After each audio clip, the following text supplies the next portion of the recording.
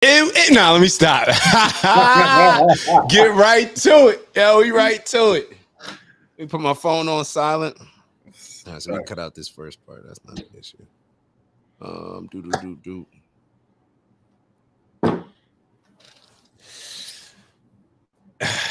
We're back. It's long overdue. We're back. Long overdue. Like Mir said, and we're coming back with law number 2. Hit us with it, Mir. Law number 2: never put too much trust in friends and learn how to use your enemies. All right, what you thinking? Off first glance, what were you thinking before you read the chapter? I think it's a bold statement, man. I think it's a fact, though. I think it's a fact of life. You know what I mean?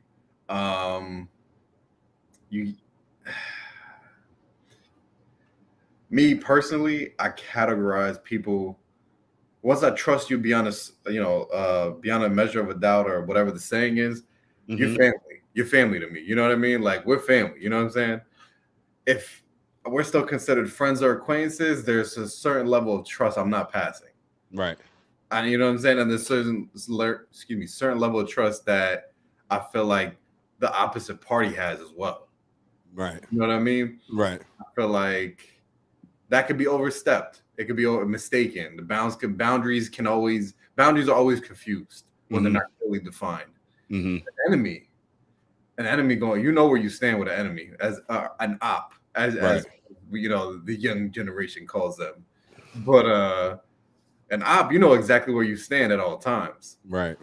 You know what I mean? I feel like they're more predictable. 100%. They're more predictable. I say it like this: you're more likely to get betrayed by a friend than an enemy. Right. Because you're not even going to give an enemy. You expect an enemy to be an enemy.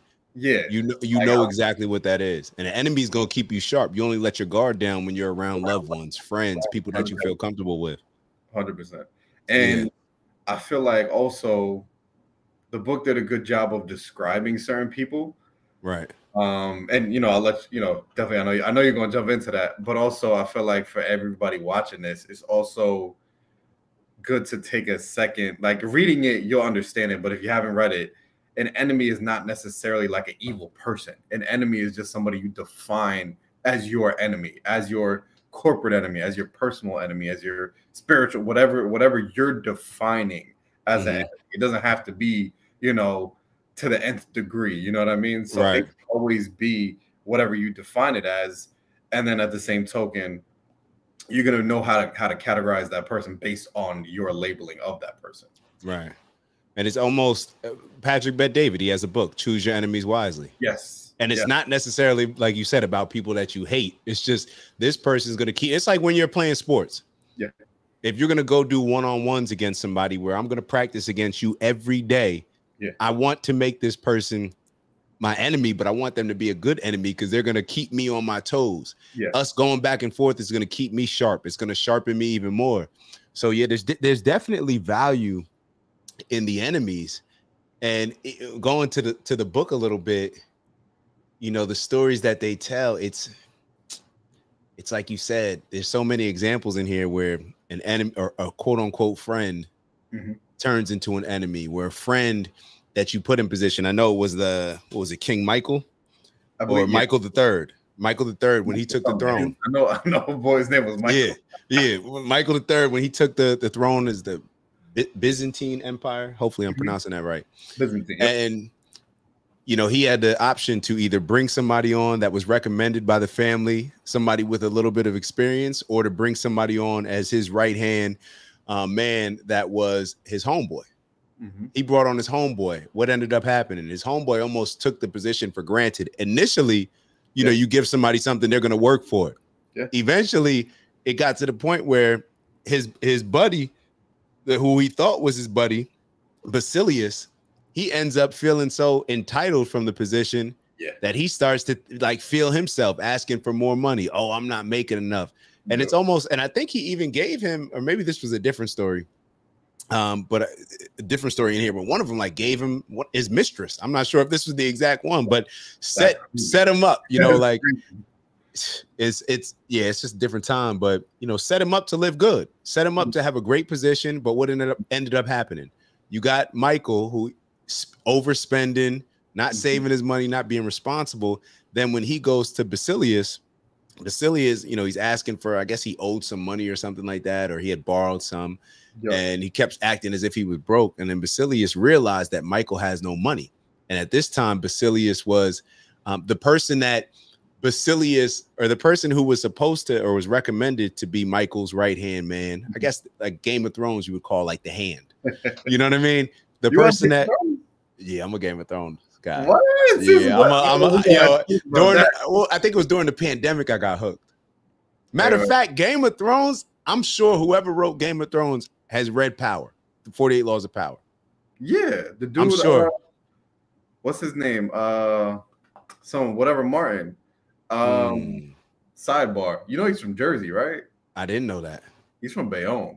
Now that makes me like it even more. You feel me? Yeah, he still is in Bayonne. As a matter of fact, the last time there's a bar down there he goes to.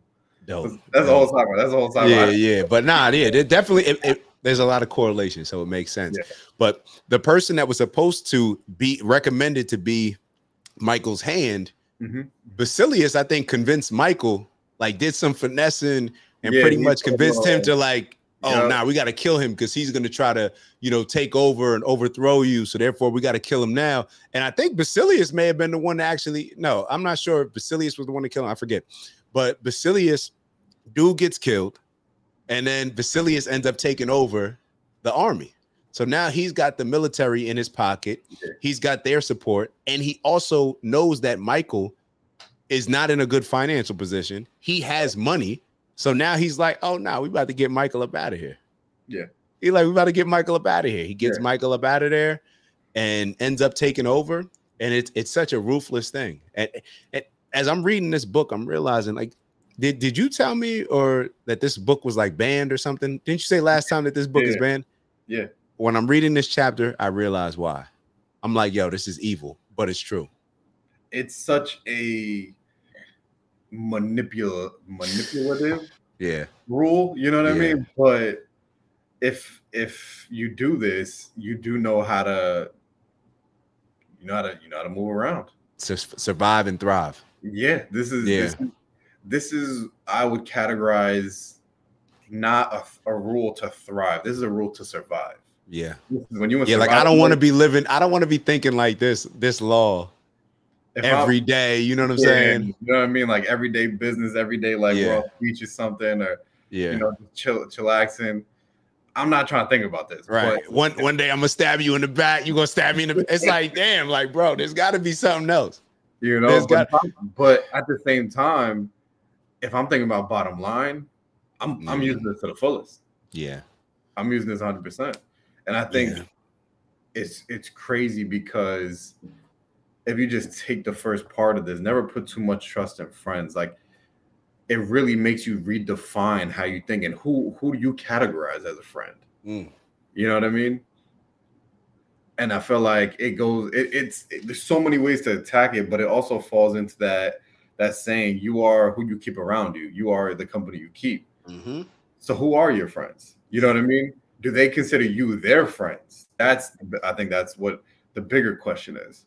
Yeah, it's almost like what it reminds me of. There's always going to be like different roles for people to play, or different like I don't know what you would call it, like different friends fit in different categories, a hierarchy. You know, especially amongst men. Actually, men probably handle that better. Well, I don't know, better than women, I was going to say, but there's always a hierarchy. You go to the gym, there's a hierarchy. Like every situation, even if it's not. I feel like women handle that better than men. I'm not. Women handle it better. There's less ego, less pride, and less ego. So that makes sense. That makes sense. I feel like guys, we have that machismo, that bro code, that this is my guy, this is my dog, don't worry about it. We can go to the gym, we go to the club, we go to boardroom, we go wherever. Versus I feel like females, they accurately categorize their friend groups. They categorize. I could party with her. I could go to the library with her. I could go here with this one. And, oh no, I'm not gonna talk to this one this week because we're not on that type of time. I'm gonna talk to this one because I know that even though we haven't talked, we could be on that type of time. I feel they're like more transactional. I feel like they are. They know how to compartmentalize friends. Like this friend is for that. When we got a friend, we're going to just try to do everything with the friend. Like we're going to try to open up the business. We're going to try to go grab a drink. Like we're going to try to do everything with the friend. Damn. So it's almost like, I don't know how we got off. I'm about to go on a tangent. I guess the reason, understanding hierarchy. I'll tell you where I think fellas do understand it more. If there's a group, I'm gonna get you on this one. Ooh. If there's a group of guys, think back to high school, we at the mall, right? Let's say we at the mall. There's 4 or 5 of us. You see a group of ladies. I'm telling you, even if it's in Miami, we ain't gotta think back to high school. Think back to Miami or something. You on the strip, man. Oh yeah, forget high school, the mall. I'm trying to be on the strip. You on the strip, it's 4 or 5 of y'all. You see a group of ladies. Without saying anything, the guys know exactly who's going to talk to who or who's going to eye. So that's probably he going to get one of those two. He going to get one of those two. The big joint. Yeah, you know, you got the big joint. You know what I'm saying? It just is what it is. I'm not trying to be mean, but it just is what it is. Shout out to I'm telling you, this is really like, but if it's the opposite, and let's say it's a group of girls, all of them are going to want the same 1 or 2 guys. The higher they don't really but maybe that's a totally separate tangent. That's a totally separate tangent. Yeah. I see where you're going with that, but I also feel like girls are better at because guys will consciously be like, all right, somebody got to take one for the team.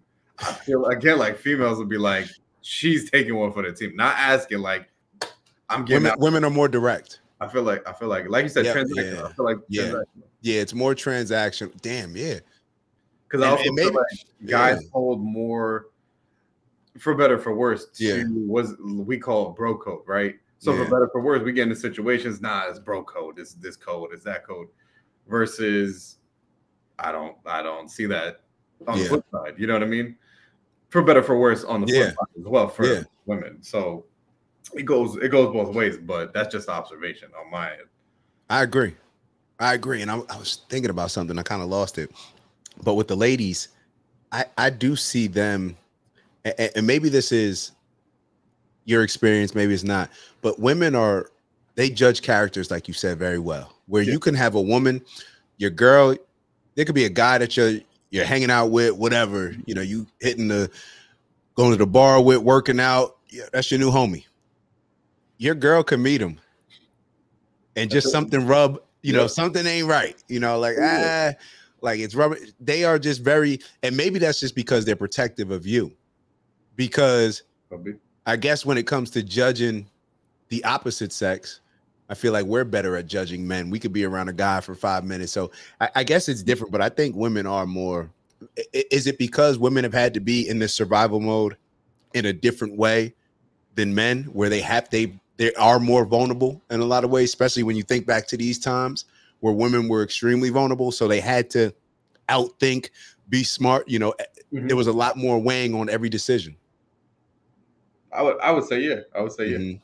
Because as guys, we sometimes don't have to think of the ramifications or certain situations that sometimes females and women have to think about. You know what I mean? Right. And I feel like it's that type of vulnerability that keeps them on edge. Like they think about stuff we don't even think about sometimes. Right. You know what I mean? Like, we're sitting there, like you said, this is my guy, whatever. They've already thought about how to get out of the spot. They've thought about, hey, watch your drink. They're thinking about, 3, 4, 5 other things. Meanwhile, the guys are just sitting there watching the football game. Yeah.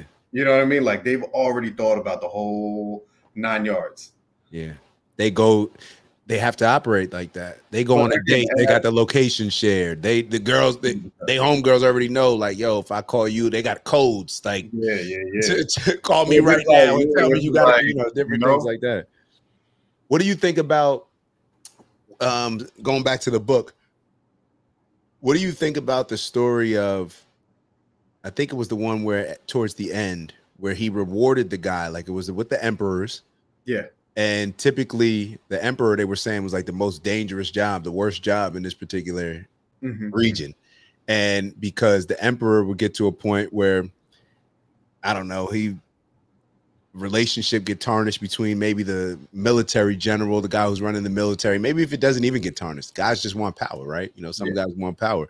Yeah. So therefore, that person would always get killed because they have the military support. So they kill you, and then they take over. They become the king, the emperor, and then that cycle continues. And the last guy was so strategic where he decided to reward everybody. Yeah. Even though everybody was probably, there were a few people plotting to kill him, all these things. He decided to reward them, give them peace, you know, give them luxury, give them all these things. So now they appreciate it. So now in their minds, they're saying like, yo, I was quietly thinking about killing this dude and trying to figure out how I can get his power. Now I don't have to worry about that because really, I don't even want that position, you know, because that position is always going to have me in looking over my shoulder. I can relax. But do you think that, like, would you trust, I guess my question is more, would you trust somebody who was an enemy who now became a friend in the way that the book describes, where it's like, because that person was an enemy, they're going to go out of their way to prove their loyalty to you for a long time? Yeah, 100%. 100%. I think, and it's funny because I think the longer lasting and the best forming friendships are the ones where in the beginning you were enemies or you were adversaries. Yeah. How many times, you know, you're telling somebody, man, yo, this is my boy, but when we first met, we hated each other. You know what I'm saying? And I feel like there's a situation, whatever the situation is, in this instance, you know, he gave them the gifts, he gave them the luxuries, and then they became friends. But I feel like they were trying, they saw the other side. He gave them the luxuries of power without having to sit in a position of power or his position of power. So he showed them like, you don't have to do anything to me. You could enjoy everything. Leave me alone. Right. And I feel, you know, he used his enemies perfectly. Finesse. Yeah, finesse. Has that 100% finesse where you have all the spoils, all the rewards, but I'm gonna do what I'm gonna do. You don't gotta lift a finger. Yeah, it's almost like on a team where, and this is, I guess, why coaching is so hard, but you have a team, everybody wants to be the best player. Everybody wants to score touchdowns. Yeah. But it's like managing where it's like, yo, we got to give this player a touchdown. Yo, you got to amp certain people up, make people feel good about themselves, because people, maybe that's a male thing where if there's somebody, I don't know, it's definitely in all of us, the competitor aspect, I think. But if somebody's making $1 billion, well, let's say we're making $1 million. We make $1 million next year. It sounds amazing until we find out that one of our homeboys made $2 million, and we like, oh nah, that million don't feel good anymore. Yeah, don't feel good. Yeah. So it's always that competitive aspect. So it's almost like if the homeboy, I got to figure out a way. They know that I'm making an extra $1 million. Yeah. This extra part of this extra $1 million, I got to figure out a way to spread this around. I gotta come to the homies and say, yo, since I made a little bit more this year, let's start something. The person that makes a little bit more, let's reinvest that back into something that we can do as a group, and to keep doing, you know what I mean? Like something to where, or even honestly, just being like, hey, I made an extra $1 million, not in a braggadocious way, but like try and figure out a way to do it where it's empowering to the others. Like, hey, this ain't your max. This ain't the cap. You know, this is what we got. You know, I'm willing to, you know, put out for these type of events, or I'm willing to host whatever the guy, you know, whatever the case may be, right? To keep the unity. But I feel like there's also a way like, hey, I'm not, you know, I might not be giving it back to the guys, but at the same time, guys, you need to shoot higher. I feel like that's a form of it too. But I think that falls into that, don't push too much trust in friends, because at the same time, that guy making $2 million that you think is your friend could easily just say nothing, and you're thinking $1 million is the cap. But as soon as you tell them to push higher, y'all ain't doing enough, and you can say it in whatever tone you want to say it. But as soon as you start saying that, like, yo, you're not doing it, that's how somebody's gonna receive it. Like, damn, bro, kind of check me. Like, yo, that's your enemy, and it doesn't have to be in a way where it's like I want them to do bad. Yeah. We're just competing. I'm just looking to do better. You know what I mean? Yeah, Like, yeah, let's just make it 100%. a little fun, and it keeps everybody, checked to a Keeps me certain sharp. point. You know what I mean? Yeah, and I think you had mentioned it, and there was a book with what's it? I forgot what his name is. Simon Sinek. Sinek. Mm, I think they both end up referencing the same thing, but it's that your potential adversary, your enemy potential, or whatever they phrase it. But basically, your enemy should lift you, should be right. somebody not equal playing field to you. If you have an enemy, you have an enemy up here, where hold on, let me lower for the camera up here, Yeah. where they push you, they drive you. You know what I mean? So I guess we'll keep it with the sports analogies. If you're a guy that's second string, playing wide receiver second string, your potential adversary should be the number one receiver in the league. That's who you, because at the end of the day, that's who you're going to go up against mentally, and that's who you're going to go up against physically all day, every day. When you're comparing yourself, you're going to compare it to them. You're going to compare it when you're figuring out weight, again, keeping with the sports analogy, when you're hitting the weights, when you're in the gym, doing all these things, you're thinking about what are they doing? What is their offerings? And then, I mean, we'll switch it to corporate now, right? What are their sales like? How are they providing additional services? How are their customers responding to their offerings? And that's going to push you to have more services and more offerings as well, if you're keeping up with that enemy, that potential enemy. That's the whole crab in a barrel. Like, I don't need to be competing with somebody who, we on the same level. We don't need to be competing with that. We need to aim higher. We need to be competing with somebody that's going to keep us on point. That's going to, we're going to wake up thinking about them, and whether or not we're going to press snooze. Nah, they working, so I got to go work. They're working, so I got to work. Versus, I would take that every day versus a friend that's like, you're doing great. You're doing fantastic. Don't tell me I'm doing fantastic. Tell me to go harder. You're enabling me. You're enabling me. It's not what I need. And I feel like that's also, I feel like some of the stories related to that, where it's like they put too much trust in people saying, you're good, don't worry about it. Yeah. You're great. 100%. Versus the enemies that knew how to move.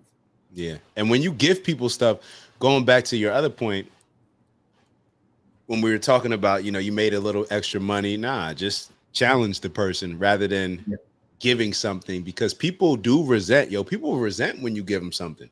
Yeah.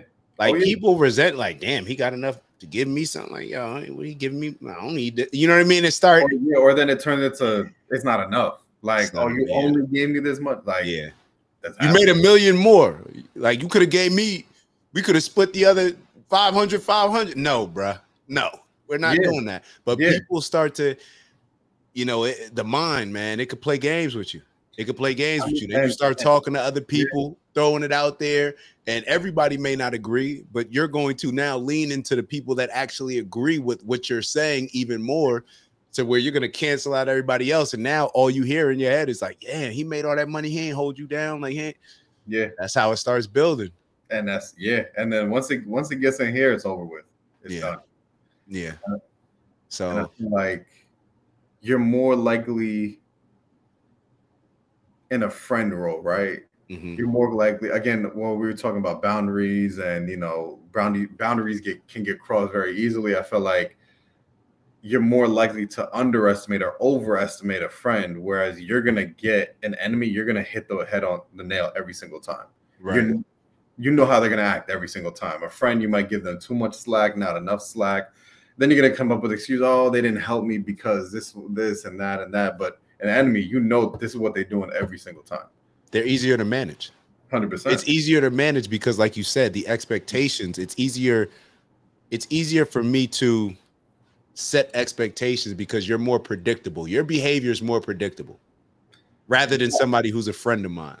And I feel like when you were enemies and now have become friends in that example as well, it's a different respect. It's a respect factor as well. You knew where we were and now where we could take it. You know what I mean? And you saw what happened. You saw when we were adversaries. Now you see how we're growing together. So I feel like it's a different respect as well. And even when enemies become friends, and they do have disagreements, 9 times out of 10, it's on principle. It's never about the actual deed. It's always about a principle and respect. And once that situation gets resolved, the friendships always get stronger. Yeah.